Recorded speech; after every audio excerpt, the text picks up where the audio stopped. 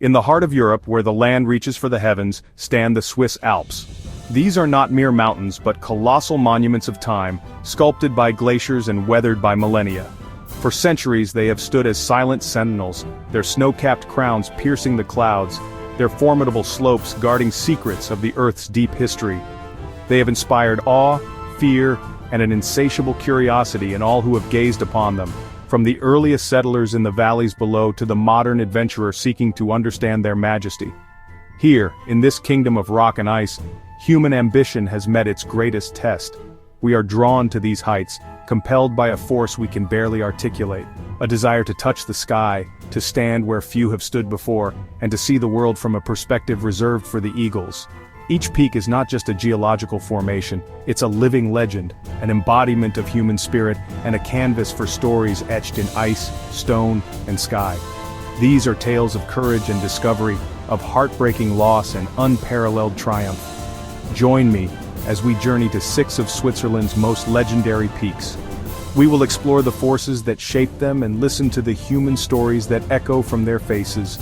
From the iconic pyramid of the Matterhorn to the treacherous north face of the Eiger, we will uncover the history, the folklore, and the enduring allure of these magnificent giants.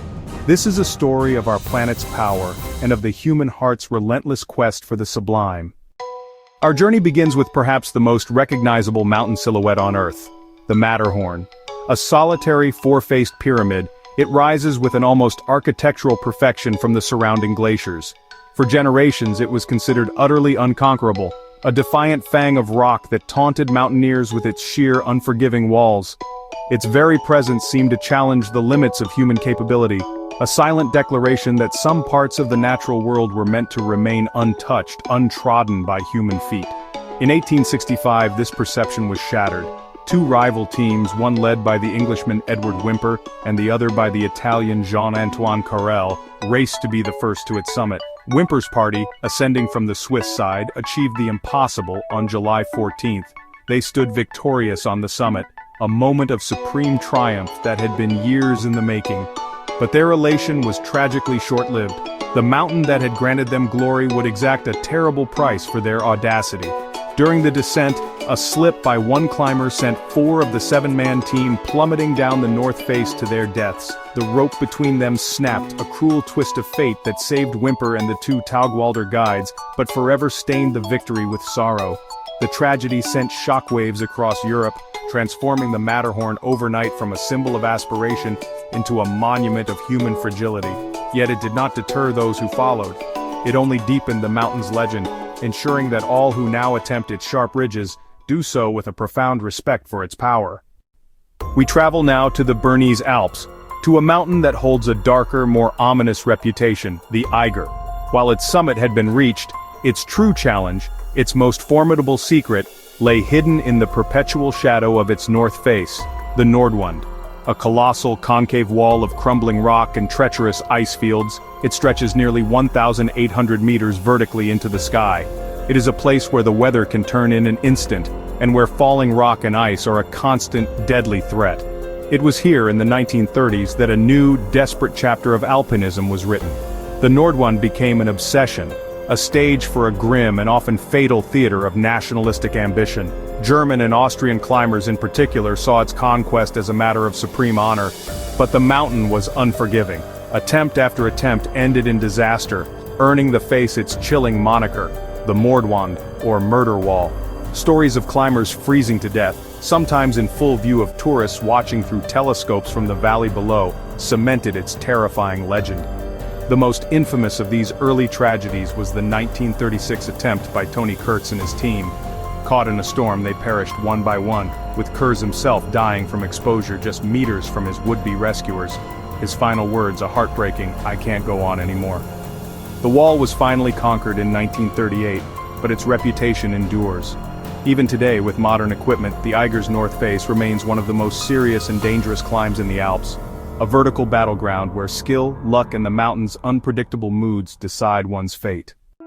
In sight of the Eiger stands a peak of contrasting character, the Jungfrau, or the Maiden. While its neighbors, the Eiger and the Monk, project an aura of stern severity, the Jungfrau possesses a serene, almost ethereal beauty.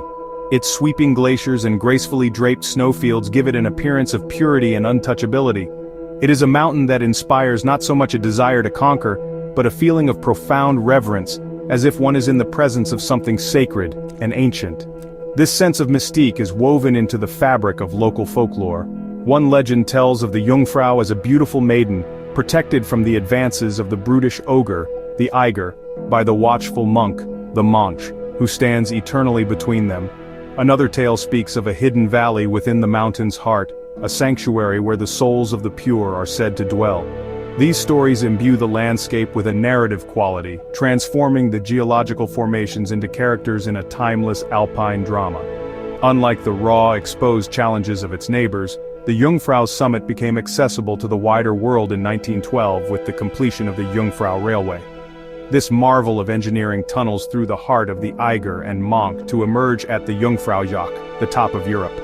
Here visitors can stand amidst the eternal snows without the perils of a climb, gazing out at a world of ice and sky. Yet this accessibility does not diminish the mountain's mystery. It remains a silent, veiled maiden, her deepest secrets still locked away beneath the ice, her serene presence a constant calming influence over the valleys below. We now venture south to the Pennine Alps, to the vast and imposing Monte Rosa Massif. Here, amidst a sea of formidable peaks, rises the highest point in all of Switzerland, the Dufourspitze.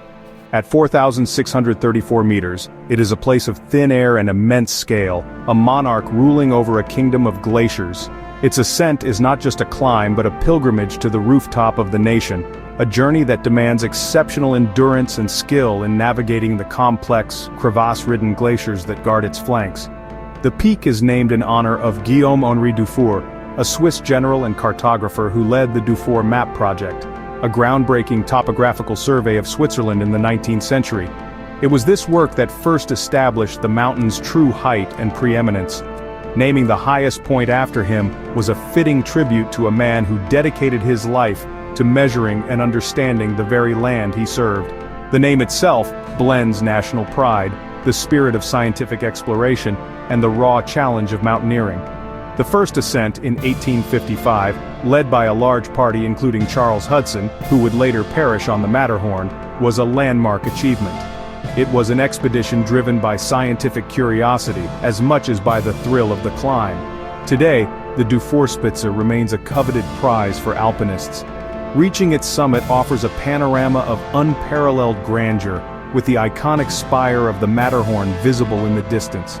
It is a place that embodies the Swiss identity, precise, challenging, and profoundly connected to its magnificent alpine landscape. Our journey takes us to the Eastern Alps, to a peak that stands in splendid isolation, Piz Bernina.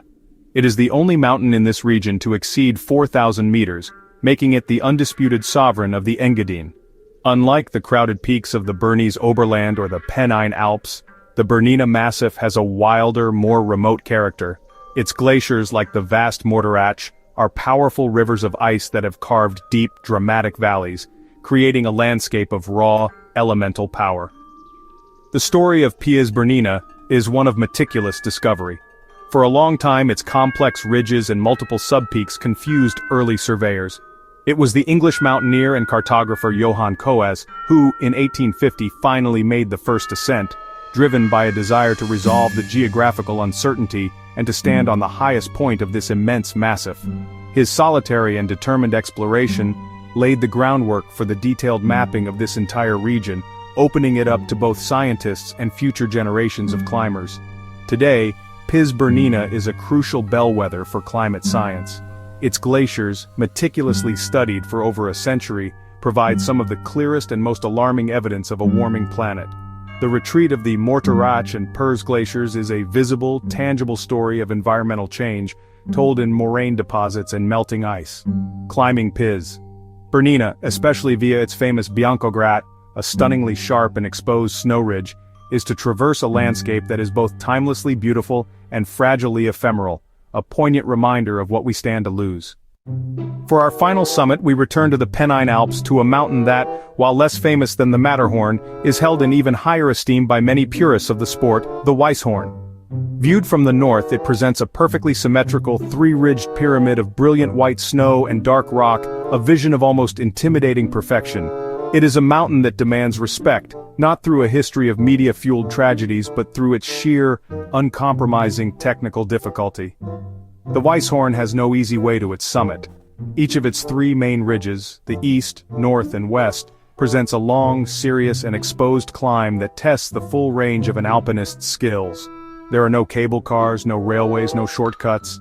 To climb the Weisshorn is to engage with the mountain on its own terms, in a pure and unmediated way. It was first climbed in 1861 by the Irish physicist and accomplished mountaineer John Tyndall, a man who saw climbing as a form of physical and intellectual inquiry. This spirit of pure mountaineering is what defines the Weisshorn. It is a mountain for those who seek not fame, but a profound connection with the wilderness. Its relative remoteness and the commitment required for an attempt mean that its slopes are often quiet, preserving a sense of raw, untamed nature.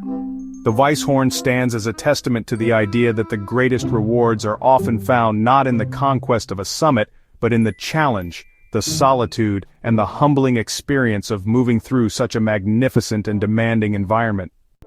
From the tragic glory of the Matterhorn to the purest challenge of the Weisshorn, we have journeyed through a landscape of unparalleled majesty. These 6 peaks are but a few of the titans that form the backbone of Switzerland, yet their stories encapsulate the enduring and complex relationship between humanity and the high mountains. They are geological wonders, born of immense tectonic force and sculpted by the patient artistry of ice and time. But they are so much more than that. They have been our adversaries and our muses, the objects of our scientific curiosity and our spiritual quests. On their slopes, we have discovered the limits of our endurance and the depths of our courage. We have written tales of triumph that inspire generations and tales of tragedy that serve as solemn warnings. The echoes of these stories linger in the thin, cold air, a permanent part of the mountain's identities, forever intertwined with their rock and snow. As we descend back to the valleys, we carry with us a renewed sense of awe. These mountains are more than stone and snow. They are the silent witnesses to human dreams, triumphs, and tragedies forever reaching for the sky. They remind us of our place in the natural world, of forces far greater than ourselves, and of the unyielding spirit that calls us, again and again, to look up and to climb. They will stand long after we are gone, their legends continuing to grow with each sunrise that graces their summits.